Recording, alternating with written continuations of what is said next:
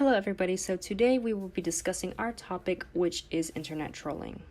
With the upcoming power and dominance that the internet is able to demonstrate, that has also given regular day individuals the power to participate in a type of behavior known as internet trolling. While taking a step back, it is really easy to see how the internet has created a very powerful dominance over all individuals that participate in our types of societies. Technology has been able to make so many advancements, and it has allowed for businesses, for example, to expand on so many levels, not only because their audience has now become a global audience, but because people are able to communicate so rapidly. Not only have social media platforms impacted the way that businesses run, but it's also impacted the way that we're able to receive news on a daily basis. Not only is it much more faster and efficient to receive news on our phones, we're also able to get alerts very, very quickly. But this also gives regular day individuals the power to take advantage of the capabilities that these platforms are able to give. And so because internet trolling has become such a big phenomenon and such a big issue in today's society, it is worth mentioning and it is worth talking about. And so in the articles that we collectively gathered, we were able to see the types of characteristics that an individual may have if they partake in this kind of activity. We're also able to see that with every update that social media platforms do have, it enables individuals to have more power and it gives them more capabilities to participate in that behavior. We're also able to see that collectively this has become such a huge society, and certain behaviors are accepted and certain behaviors are also mimicked by followers of, for example, Snapchat pages, Instagram pages, and it has become such a major influencer to younger generations that have these devices at their fingertips. And so with this slide that you see here, we are able to outline all the goals that this presentation aims to achieve, including discussing the behaviors of internet trolls, the characteristics and the traits that they commonly have, and this has been studied through research articles.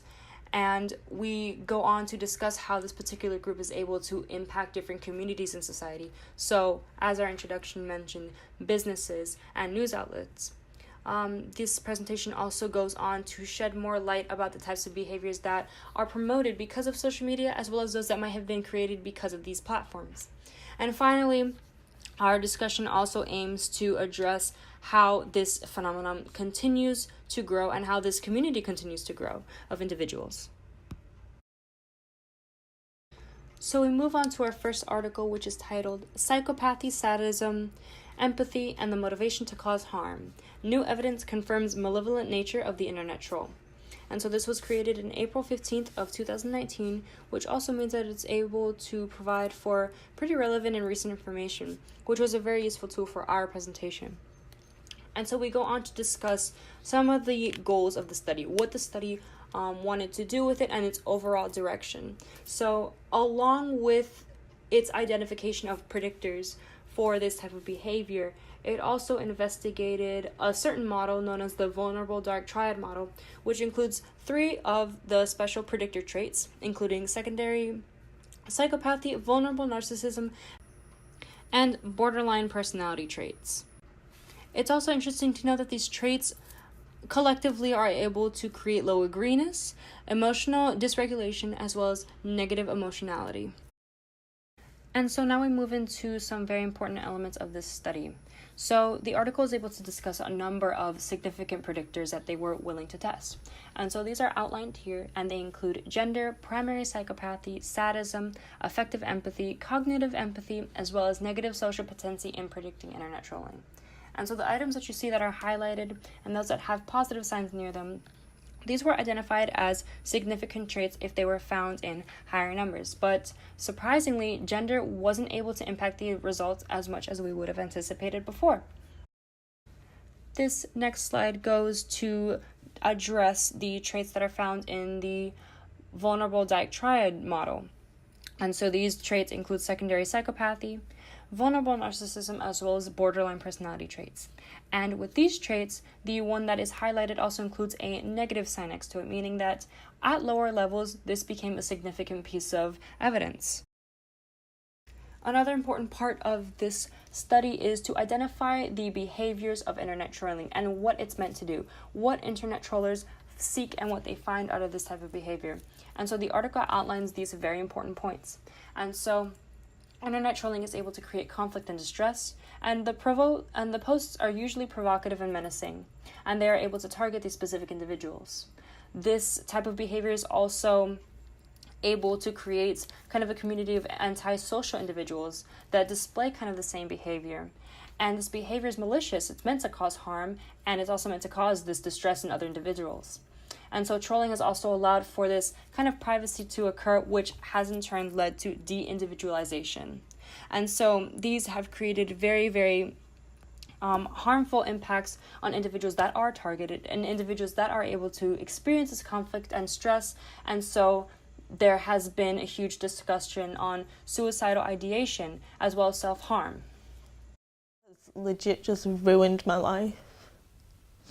Like, I used to be an outgoing person, and now I'm just getting there. The article does two main things, but with the first bullet point, we are able to demonstrate that the certain characteristics that were studied on in this experiment, how they were able to impact individuals when they were found at higher rates or at lower rates. And so this quote reads, "The internet troll continues to score high on primary psychopathy, high on sadism that are both direct and vicarious, high on negative social potency, low on affective empathy, high on cognitive empathy if already high on psychopathy, and low on vulnerable narcissism. In addition, the gender of the internet troll appears to depend on the trolling context, specifically where the trolling occurs." So the last point, in my opinion, made a very good kind of note to add on to what they were able to find throughout the research. And so in my head, especially while looking at how the article played out, it made a lot more sense, and it did make a lot more sense to describe the type of environment where you would find these types of, behaviors within internet trolling.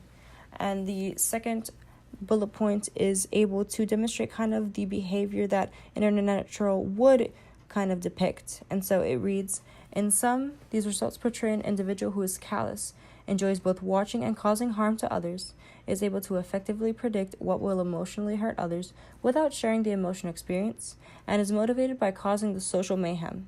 Disturbingly, as evidenced by a negative relationship between vulnerable narcissism and trolling, this individual is not reacting aggressively to ego threats. The self-worth of a troll is not compromised. They are simply behaving this way because they enjoy it." The article, in my opinion, has done a very great job at being able to display the types of predictor traits and to demonstrate if they would have any sort of significance on this type of behavior at higher levels or lower levels. This is displayed by the first set of results, and the second set of results also is able to demonstrate the fact that these individuals enjoy this type of behavior. And so it is able to create sort of a picture of who does participate in these internet trolls, not necessarily what they might look like, but how they're able to behave. I also think that the amount of capabilities allowed for on these social media platforms has also made it easier for a person to have privacy, and there also is no risk of any sort of harm being done, mainly because there aren't enough enforcers on these social media applications, and the social media applications are more on control of the activity that's demonstrated on their sites. And so with a lack of enforcers, and also with these pages allowing for so much privacy, it makes it difficult for this type of activity to stop. If anything, with more users, there's a more likely chance that this will continue to happen. And it also impacts the users themselves that are participating in this sort of activity. And it's able to create this community where this behavior is acceptable when its intentions are to harm other people. So we're finally able to arrive at the discussion questions for Article 1. And so for the first one, we have, were the gender results from the study surprising in your opinion? If so, what would you have originally expected from the study? How did these change your thoughts on the characteristics of this particular discourse community? And for the second sets of questions, we have, refer to the predictor traits described throughout the article. Do you think those traits existed at the same levels before the rise of the social media platforms? If not, do you think that social media platforms allowed for the development of these traits over time? Angela Mascaratalo's article covers 2 troll surveys that put forward the idea that the troll posts that occasionally pop up on the internet are not written by sociopaths exclusively. These surveys suggest that trolls are influenced by bad moods, posting times, troll interactions, and posting environments. The first survey recruited a group of more than 600 people to take a test. One of the tests was extremely easy, and the other was extremely difficult. Each participant was given a post-test questionnaire that assessed mood. The hard tests yielded much more negative reactions than the easy test. After the questionnaire, the participants had to leave a comment on a provided article that either had a pre-existing troll or neutral posts. 70% of the participants that were given troll articles in the hard test posted a troll comment. The second survey looked at over 1 million users' posting histories. Troll post timestamps suggested that trolling largely took place during the beginning of the work week and the end of the day. The survey also found that a history of flagged or disliked posts was the strongest predictor for trolling. With these 2 surveys in mind, I'd like to ask you, do external forces, stress, user interaction history, pre-existing troll posts, play a larger role in users' likeliness to troll than psychopathy or dark triad traits? Are they mutually exclusive? What do you think is the main reason that someone would want to engage in troll behavior? Introduction to Article 3. The Internet Trolls Have Won. Sorry, there's not much you can do. Written by Brian X. Chen. The link is there for the actual article. We wanted to bring up this article because it does bring a different perspective. In the actual article, it states a theory that people troll because they are so cautious in their everyday lives that they are technically allowed to explode on social media. And then it also states that trolling has been done in the past through television and radio stations, but now in social media, through Facebook, through Instagram, through YouTube, all these social medias, through Twitter, it's actually being done on everyday basis compared to in the past where it was only television and in radio stations. Now we spoke about that in the beginning, that they blame the actual trollers. Well, in this article, if you continue to read, it actually blames the platforms, which is very, very interesting, because it blames the platforms because they are not controlling everything that is on their actual platforms. If, for example, if they see a threatening comment or post, platforms should be deleting comments or posts and denying access to their platforms. However, they're not doing that.